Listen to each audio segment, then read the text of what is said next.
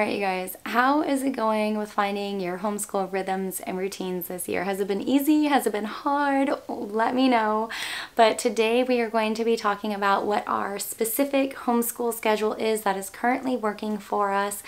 This is a collaboration hosted by myself and Davine over at Calm in the Chaos Homeschool. I'm going to link the playlist down below in case you want to check it out when you are done with this video. We're all going to be talking about what our current schedules are. So if you are needing ideas, if something's not working and you're trying to just tweak your schedule to make everything fit, then hopefully you can get some great ideas from this collaboration. I am going to flip around the camera and give you guys a look at the written schedule that I have going that is currently working for us. I do just want to remind everyone though that these are just ideas. These are things that are working for our families, so it's not anything that should make you feel bad or make you feel like maybe you're doing too much or too little. These are just the things that we are working in for our kids. All kids need something different. All families need something different, and that's the beauty of homeschooling. So just go into these videos with that perspective, okay? So I'm gonna flip around the camera now and give you guys a look at what our current schedule looks like. All right, you guys, so before I jump into what our weekly schedule is going to look like, if you are currently in the overwhelm of trying to plan out your week, I suggest getting a piece of paper and writing down every subject that your child has to do, and then writing down any additional groups, meetings, subjects, extracurriculars, fun things that you want to do, and then kind of going along the week and planning it out and seeing what you can realistically do. So as you can see, we've got a lot going on this year. We will be following a 4-day-a-week school schedule, and so we will be taking Fridays off for a co-op. I found a local co-op. It's right around the corner basically from where we live. It's maybe like a 10-15 minute drive. It is so convenient and I'm so excited about it. But my kids also will have some like later on in the day activities, and on Mondays my daughter will have American Heritage Girls. So I had to be very thoughtful in how I created this schedule, since we will basically be out of the house in the middle of the day for 2 of the days. So as you can see, Monday is going to look a little lighter for us. We will be following a block schedule. If you're not quite sure of how that is or want to see an example schedule outside of this, I'll link a video that I have up here just so you can get a feel for it. But we will basically be doing history on Mondays and Wednesdays, and then science on Tuesdays and Thursdays. I will also be following a block schedule for my second grader for IEW and All About Reading. So she'll be doing IEW's Bible Heroes on Monday and Wednesday, and then All About Reading on Tuesday and Thursday. At the beginning of our year, we were trying to do IEW and All About Reading, as well as her spelling and grammar and punctuation each day, and it was just too much. She was handling it really great, but our days were just so significantly long that I knew long term we couldn't keep up with it. So here is how I have created our schedule. So every single day we're going to do Bible, as you can see. So Mondays we'll start with Bible. We'll go to her American Heritage Girls group. We'll listen to Mystery of History on the way. I wasn't sure about purchasing their audio files when I was purchasing their curriculum, and I'm so happy now that I did, because we have the option to do that on the way to just kind of knock something out while we're in the car anyway. And then on the way home, they will do their reading. This year I have changed some things up, and they will have assigned readers. My daughter is going to do reading every day because she needs that repetition. My son, however, will do his Monday, Wednesday, and Friday. He was getting too overwhelmed with doing it every day, and so he said, well, what if I just read a little more 3 days a week instead of, you know, the same amount every day? And I was fine with that deal, so that's what we changed to for him. Now, when we get home, we'll have lunch, do all of the, you know, decompressing stuff. They'll jump into their math. Both of them will do IEW. That's why I have a little B, so then I know whether it's Addie or Noah, or if it's both of them. And then we'll do whatever mystery of history activities and crafts we have for the lesson that we listen to. And I put preschool work. Our preschool work this year is basically just going to be reading him some fun books, listening to songs, doing crafts and puzzles. I just want to start slowly incorporating my toddler into our homeschool days.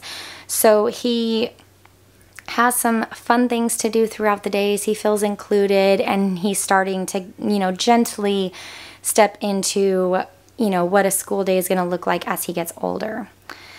So as you can see, Monday's going to be kind of light just because we're going to be out of the house for about 2 hours, driving there, doing the meeting, and then driving back.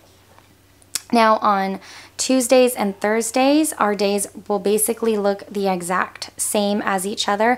So we will start with our morning basket. I'm thinking that's going to take about an hour, maybe a little longer if we're dragging or if there's a lot of discussions on things. But for the most part, I'm thinking about an hour for that. Then we will jump into Bible and science. And so these are going to be our group subjects for Tuesdays and Thursdays. And so because my 6th grader tends to finish a little faster than my 2nd grader, I thought that it would be better if we got all of our group subjects out of the way and then we break off into our independent curriculums, just so then that way if he finishes, it's not like he starts the day with his independent curriculums and then he's waiting for her to finish up before we can do our group subjects before he can be done for the day. So Bible and science will be our group subjects, and then he'll do his IEW. My daughter will do her all about reading, and then they'll basically jump into their own spelling curriculum. So my son this year is doing Phonetics Zoo. My daughter has spelling connections. And then my son, my 6th grader, will have his cursive, his fix-it grammar. They will both have math. And then my daughter will have her independent reading. And then at some point during all of this, we will be doing some preschool work with my toddler / preschooler. It's weird, that transition, you guys. I'm going to call him toddler sometimes, and I might call him preschooler other times. So whenever I use those phrases interchangeably, that's who I'm talking about. So sometime throughout the day, we'll be reading and doing songs with him and some crafts and puzzles. So that's what Tuesdays and Thursdays will look like. Now, Wednesdays, we will do our morning basket. Again, we'll jump into our group work, so Bible and history. And then both of them will do their IEW work. My daughter will do her grammar and punctuation. My son will jump into his Phonetics Zoo and cursive and then fix-it grammar. They will both do math. They will both do their assigned readers. And then again, we'll jump into our preschool work down here. And then as far as Friday goes, it's basically going to be a free day. We will have our co-op, and then either on the way to co-op or on the way home from it, they will both have their assigned readers. And this year I'm starting to give my 6th grader some reading comprehension tests. It takes like 5-10 minutes, so he'll do that at some point during the day. So that is what our schedule looks like. I kind of scrunched my paper here. I'm going to flip around the camera now.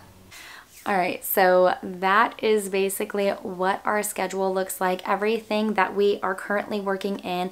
I am a huge proponent of block scheduling and group subjects when you are teaching multiple kids. I feel like that's the only way that you really can juggle everything, because the years that I have tried to do all of the subjects each and every single day, I was so overwhelmed. I don't feel like I was teaching everything to the best of my abilities, but having, language arts and math and Bible every day and then alternating between history and science has been so helpful for us, and it has been a true game changer.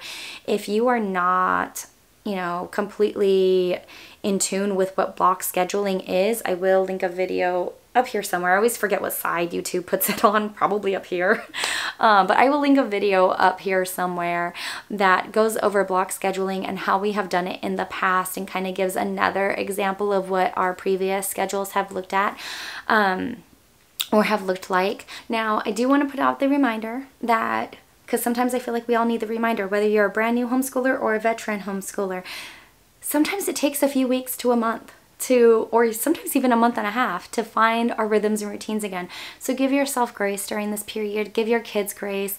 I know that for us, the first couple of weeks were tough. We went from having fun and going to the park and going to the movies and doing all of these things during the summertime to, okay, now we're at home and we are getting back into the rhythm of doing our curriculums, and me, you know, with teaching, and my kids with sitting down and learning all of their subjects. And it's been a bit of a transition. And so give yourself grace, give your kids grace if you're struggling to find, you know, your footing in this new school year. And don't forget to check out the playlist. I will have that link down below in the description bar. Let me know down below, have you found a good rhythm and routine this school year? Are you still kind of navigating the rough waters of starting again? I would love to hear where you are at. If you like this video, don't forget to give me a big thumbs up, hit that red subscribe button, and I will see you again later. Bye.